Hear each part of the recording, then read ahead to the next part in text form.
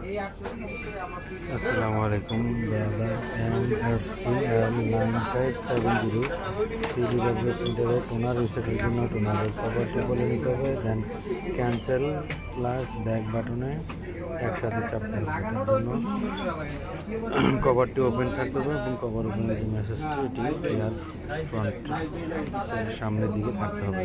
Cancel plus back বাটনে চাপার পর এই যে মেসেজটি আসবে, আসার পরে এভাবে ইন্ডিভিজুয়াল প্রত্যেকটি কালার সিলেক্ট করতে হবে, ব্ল্যাক, সাইন, ইয়েলো, ম্যাজেন্ডা, এরকমভাবে প্রত্যেকটা কালার এখান থেকে প্রত্যেকটা কালারের টোনার এখানে 4টা ক্যাটাগরি হয়ে থাকে।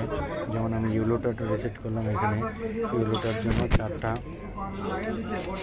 ক্যাটাগরি আছে, 4 ক্যাটাগরি টোনার হয়, সেটা আমরা 4 ক্যাটাগরি অনুযায়ী 4 ক্যাটাগরি টোনার আমরা রিসেট করে নেব।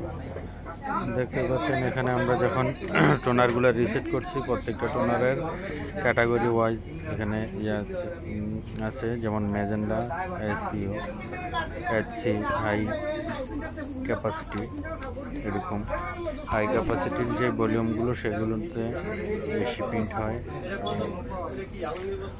Ultra high quality, ultra high capacity, তারপরে স্ট্যান্ডার্ড সাইজ, এই ধরনের সাইজ অনুযায়ী বিভিন্ন কালারের টোনার আছে।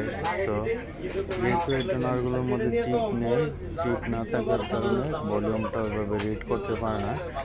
যখন যেটা আমরা প্রিন্ট করব বা যে ইউজ করব সেই ক্যাটাগরিটা সিলেক্ট করে মূলত এখান থেকে আলাদাভাবে টোনারগুলো রিসেট দিতে হয়। তো আমি দেখানোর জন্য জাস্ট আমি আলাদাভাবে প্রত্যেকটা টোনারের এখানে সিলেক্ট করে করে আমি রিসেট করে দিচ্ছি। এখানে এখন দেখতে পাচ্ছেন যে ব্ল্যাকের স্ট্যান্ডার্ড যেটা সেটা রিসেট করা হলো, সাইনের স্ট্যান্ডার্ডটাও রিসেট করে দিলাম। এখানে দেখতে পাচ্ছেন যে সবগুলো যখন রিসেট করা হয়ে যাবে ভলিউমটা দেখতে পাবেন ফুল ভলিউম দেখাচ্ছে, 4টা কালারে 4টা কালারে ফুল ভলিউম দেখাচ্ছে।